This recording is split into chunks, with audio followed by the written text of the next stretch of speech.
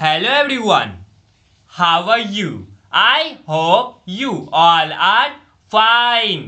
आज हम लोग national institute of open schooling का सेकेंडरी कोर्स साइकोलॉजी का module 6 work life and environmental concerns lesson 23 environmental stress का बचा हुआ पार्ट आज हम लोग कंप्लीट करने वाले हैं।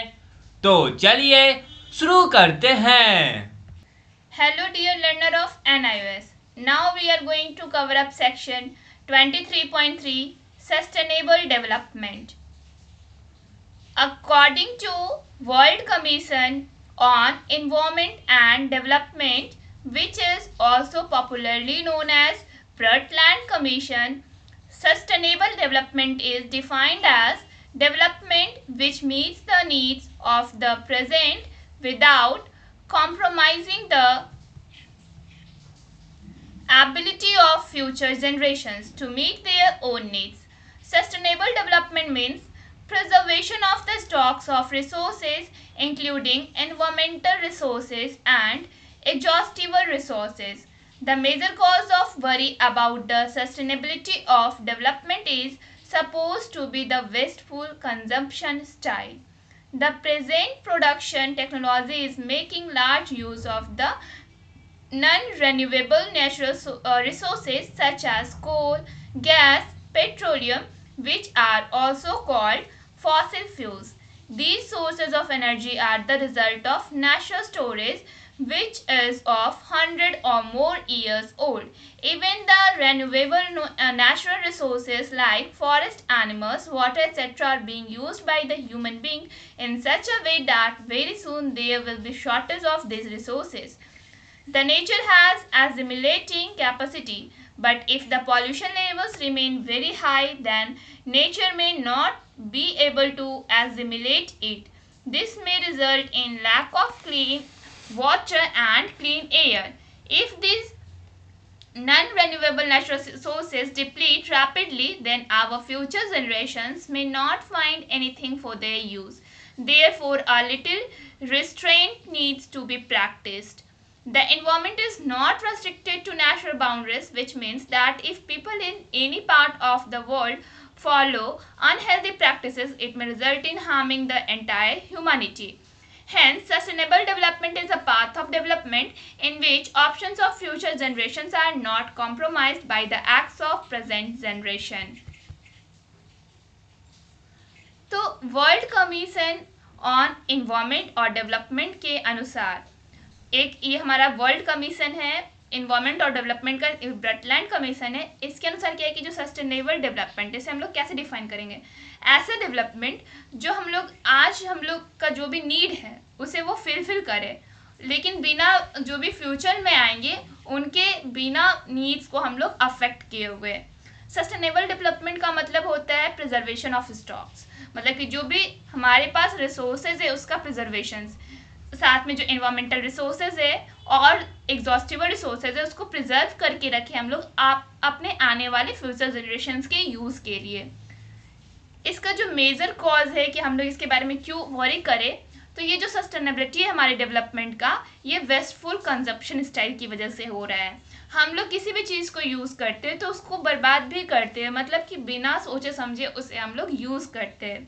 आज जो प्रोडक्शन है, टेक्नोलॉजी है, वो लार्ज यूज़ कर रहा है नॉन रिन्यूएबल नेचुरल सोर्सेज का, जैसे कि कोयला, गैस, पेट्रोलियम, जैसे हम लोग फॉसिल फ्यूल्स भी कहते हैं। तो ये जो सोर्सेज है एनर्जी का, ये सब नॉन रिन्यूएबल है और इसे बनने में 100 से अधिक साल लगता है।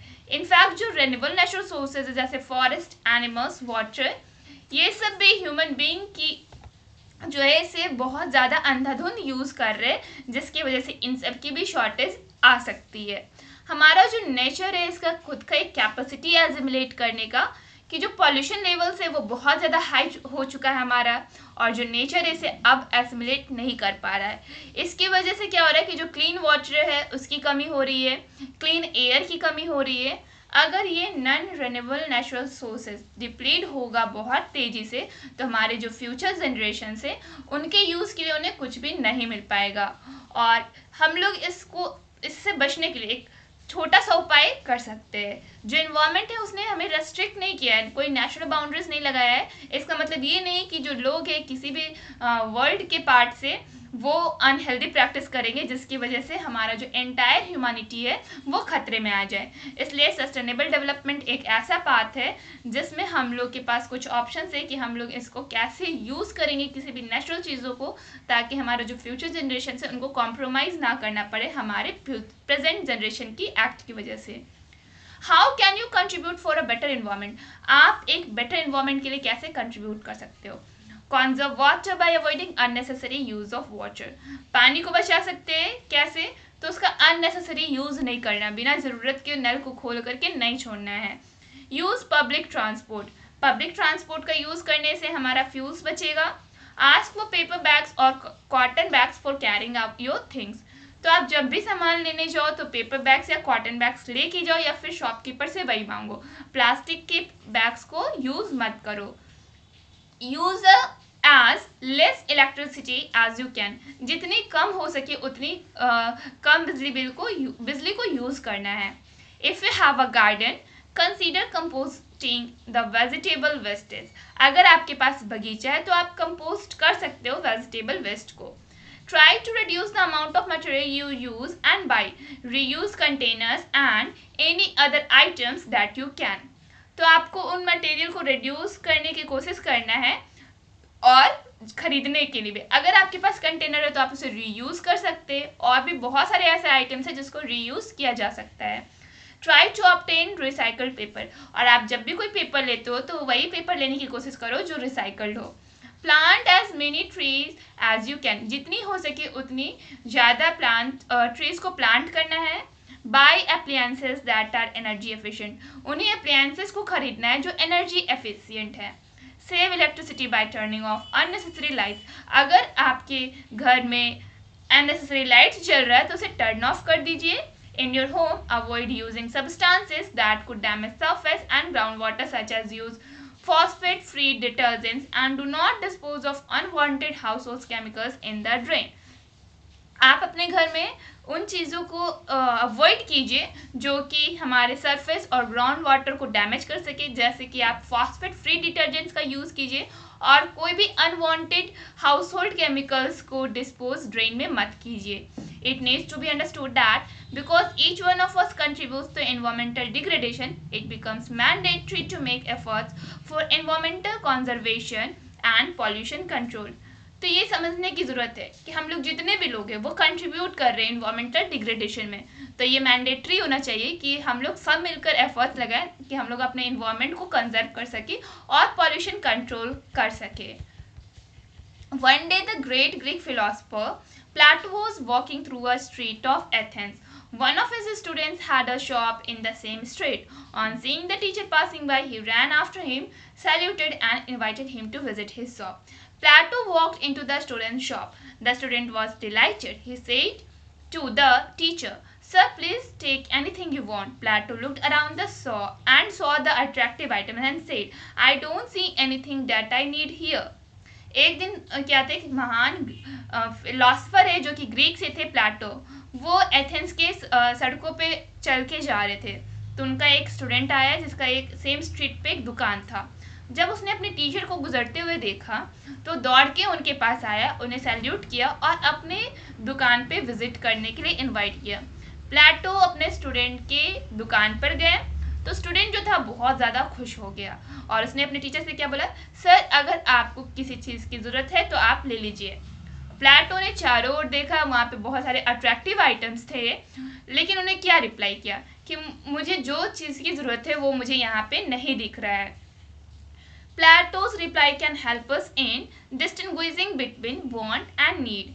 तो जो यहाँ इन्होंने क्या बोला, प्लाटो ने रिप्लाई क्या किया था कि उन्हें उस चीज़ की ज़रूरत नहीं है, तो उनकी जो ये रिप्लाई था वो वांट और नीड में डिस्टिंग्विश करता है। क्या चीज़, a want is a wishful thing which you desire to have, there is no end to our desires and wants.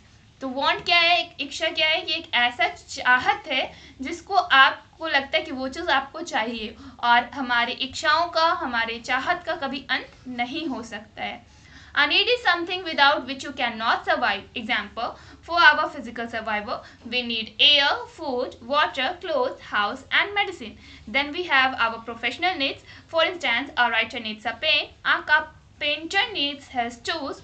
Fortunately, our needs are few but wants are unlimited. तो need क्या होता है? कुछ ऐसा होता है जिसके बिना आप सर्वाइव नहीं कर सकते. एग्जाम्पल के लिए अगर हमारे फिजिकल सर्वाइवल के लिए हवा की ज़रूरत होती है, खाने की ज़रूरत होती है, जल की ज़रूरत होती है, कपड़ों, घर और दवाइयों की ज़रूरत होती है. इसके बाद हमारे कुछ प्रोफेशनल नीड्स होते हैं. एग्जाम्पल के लिए एक राइटर है, एक लेखक है तो उन्हें पेन की आवश्यकता होगी. एक कारपेंटर है तो उन्हें टूल्स की आवश्यकता होगी. और भाग्यवश हमारे जो नीड्स है वो बहुत कम है, लेकिन जो हमारी इच्छा है वो बहुत ज़्यादा अनलिमिटेड है. When we want to buy anything, we should question ourselves. Do I want this or do I need this? तो आप जब भी कुछ खरीदने के लिए जाते हैं तो आपको खुद से क्वेश्चन पूछना है कि आपको ये चाहिए, आप उसको वांट कर रहे हैं या आपको ये सच में ज़रूरत है. By buying things we really do not need, we not only waste money but also contribute to the exploitation of natural resources. Such things end as rubbish. तो ऐसे चीज़ों को खरीद कर जिसे हम लोगों को ज़रूरत नहीं है, हम लोग ना सिर्फ अपने पैसों की बर्बादी कर रहे हैं बल्कि हम लोग नेचुरल रिसोर्सेज को एक्सप्लॉइटेशन में कंट्रीब्यूट कर रहे हैं और उन चीज़ों को बाद में हम लोग रबिश बना करके फेंक देते हैं, कचरा बनाकर फेंक देते हैं. Simple living means to live physically with less wants but with inward richness such as joy, contentment, beauty and wisdom. Simple living का मतलब क्या होता है कि आप फिजिकली लेस वॉन्ट्स हो और आपका जो इनवर्ड रिचनेस है वो निकल के, जैसे कि आप खुश रहे, कंटेंटमेंट, ब्यूटी और विजडम, ये सब आपके अंदर रहे. Now here is in text questions 23.2. Try to solve both of this questions. Finally chapter complete हो चुका है और अब आपको इस चैप्टर का इंटेक्स्ट क्वेश्चन बनाना होगा और साथ ही साथ इस चैप्टर का टर्मिनल क्वेश्चन भी बनाना होगा. ये रहा टर्मिनल क्वेश्चन और यहाँ से सारे इंटेक्स्ट क्वेश्चन का आंसर दिया गया है. पहले खुद से बनाने का प्रयास करें, फिर आंसर की हेल्प लें.